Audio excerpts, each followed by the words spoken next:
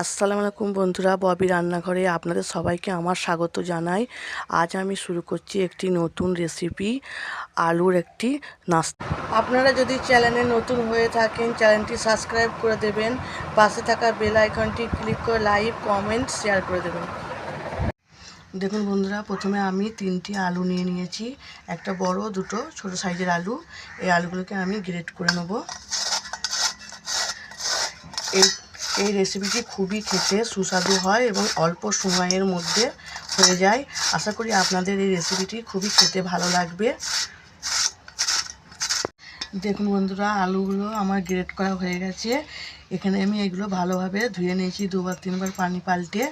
এরপর এর মধ্যে আমি দিয়ে দেবো 2টো পেঁয়াজ কুচি ছোট ছোট করে, স্বাদ মতো লবণ, হলুদ, লঙ্কা গুঁড়ো, ধনে জিরে পাইল করা গুঁড়ো, আর দিয়ে দিচ্ছি এখানে চিলি ফিশ। বন্ধুরা, এখানে আপনারা চাইলে কাঁচা লঙ্কাও দিতে পারেন, আমি এখানে দিইনি।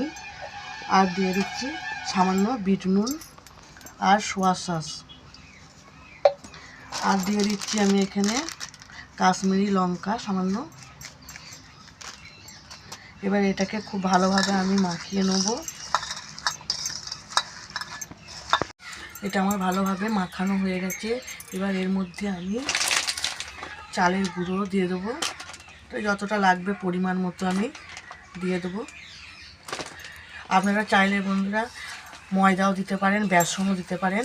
এখানে আমি চালের গুঁড়ো দিয়েছি। চালের গুঁড়ো দিয়ে ভালো করে মাখিয়ে নেব। দেখুন, ঠিক এরকম করে আমি মাখিয়ে নেব। আমার মাখানোটা হয়ে গেছে। এবার এটাকে আমি তেলে ভালো করে ভেজে নেব।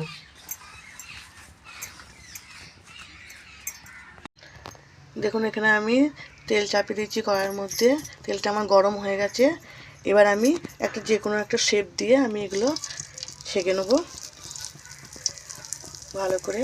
আমি পেঁয়াজির আকারে শেপ দিলাম, আপনারা যে কোনো আকারে শেপ দিতে পারেন। এরকম করে আমি সবগুলো দিয়ে দেবো। দেখুন, আমার এক পিঠ হয়ে গেছে। আমি এবার উল্টে দেবো। সবগুলো আমি এরকম করে উল্টে দেবো। দেখুন, আমার এগুলো হয়ে গেছে।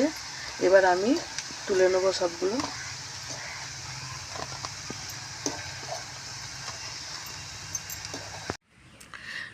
দেখুন বন্ধুরা, আলুর নাস্তা আমার বানানো হয়ে গেছে। কত সুন্দর হয়েছে।